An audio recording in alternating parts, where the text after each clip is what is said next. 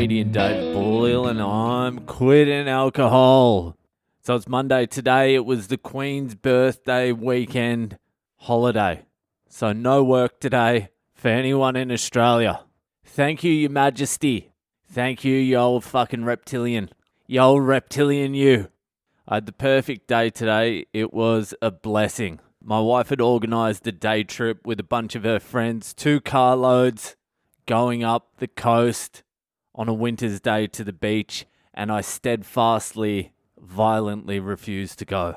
I said I'd do one thing with her friends this weekend, either the brunch or the drive up the coast, and she's like, you choose which one. And I'm like, I'll take the 1 hour brunch, thank you. 1 hour brunch for $100, thanks, Glenn. So they left at 10 a.m. and were back at like 7 p.m. And boy, did I get nothing done. It's just nice to get a little bit of alone time, if you know what I mean. Hopefully only half of you know what I mean. To be honest with you, it was just beautiful to sit there in silence. Stress-free silence. I sat on the couch and did some guilt-free fucking phone scrolling for about an hour. And then I was like, Jesus Christ, I've got to do something today. Then I was like, calm down, Davey boy. Just relax. Soak it in. You don't have to do anything today. I was so lazy today, I didn't even fucking eat. I really thought over the last couple of months doing all the things I'm doing, like the meditation, the Wim Hof thing, piano, writing, all that shit. I thought I'd crushed the laziness from my personality, but it came back strong. I'd really forgotten how comfortable I am just sitting on the couch doing nothing. And not even pretending to do anything, just literally nothing. It is so much better than trying. Trying sucks. I could do it every day, just be in a living coma. Oh, blissful. Anyway, it's Monday, remember? And you all know what Monday is.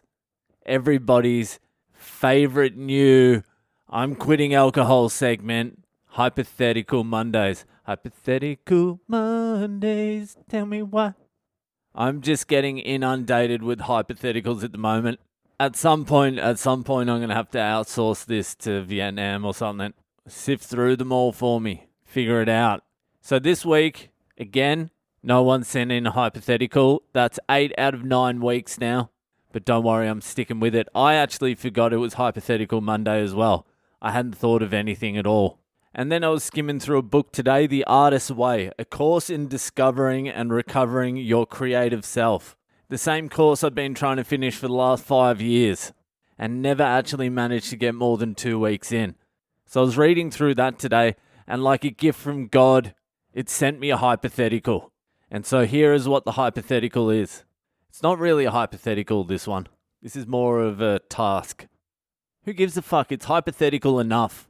Okay, so here it is. It says, list 5 people who are dead whom you'd like to hang out with for a while in eternity.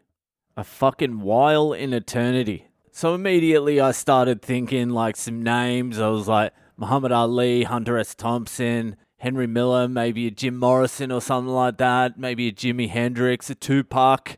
And then I'm like, hold on a second.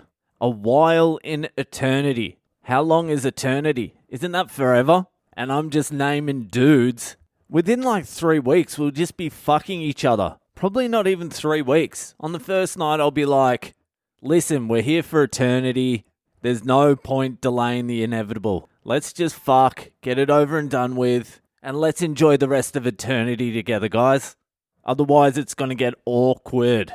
And in that crew, I don't know where I would stand in that crew. I don't know whether I'd be like the twink, the bottom, and they're all just passing me around. Maybe Henry Miller, I reckon I could fuck him up. And probably like Jim Morrison, maybe. Anyway, I'm like, nah, can't be all dudes. Got to figure out a way to get a girl in there somehow. So you're pretty much facing the impossible task of finding a dead chick that you want to hang out with for eternity. And she's got to be hot too. Then I thought about it a little bit more. I'm like, you can't just have one girl there. That's insane. 1 girl to 4 guys. And who says I'm going to bang her anyway? Muhammad Ali's there. What if she just goes straight for Muhammad Ali? What, am I going to fight Muhammad Ali for his chick? Fuck that. I have to even out the numbers a little more. I have to get 2 ladies in, and I'm afraid, Muhammad Ali, you're out. I can't risk you getting both the girls and none of us can fight you, and me and the two other guys are just sleeping next to each other, and I'm in the middle going skiing. Fuck that for eternity. And I'm afraid, Hunter, you're out. Jim Morrison, you're out. Jimi Hendrix, you're out. No famous people anymore. I got to find a couple of real dirtbags. A couple of guys that are just going to be no competition for me whatsoever. Intellectually, attractiveness. I don't want to take a chance on eternity. So I started thinking about some of my friends. Unfortunately, they're not dead yet. So do you just go through the obituaries, like the recent obituaries, and just throw a dart? Get someone out of there like John died at 98 years old. Terribly ugly human being he was. Rest in peace. That's the guy I want by my side. Or do you go a relative, like an old, 50 generations back relative? Like I want the first Boyle there. I want the original Boyle there with me. The guy where my lineage changed to Boyle. The first Boyle ever born, because there had to have been one. There had to have been the original Boyle. The seed Boyle from which every other Boyle sprouted. So I'm going to take him. The first Boyle. That's who I'm taking. So it's me and the original Boyle.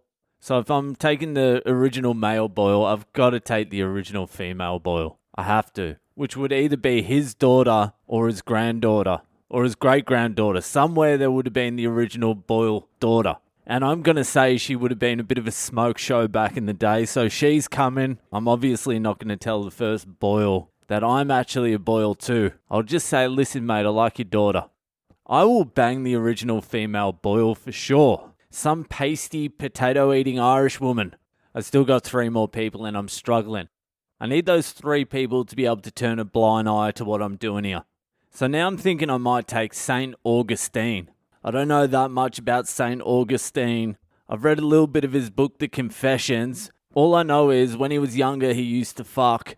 And then one day he found God and he ended up being a saint. So he's celibate and he sounds like a pretty cool dude. He can tell us about banging broads back in the Middle Ages. I think St. Augustine was like one of the original first sex addicts. So we've got St. Augustine, we've got the original male Boyle, and we've got the original female Boyle. Who else am I going to invite to this depraved sex party? I just realized I'm doing all this so I can bang a distant relative. That's enough, guys, though. Fuck that. Me, St. Augustine, and Seed Boyle.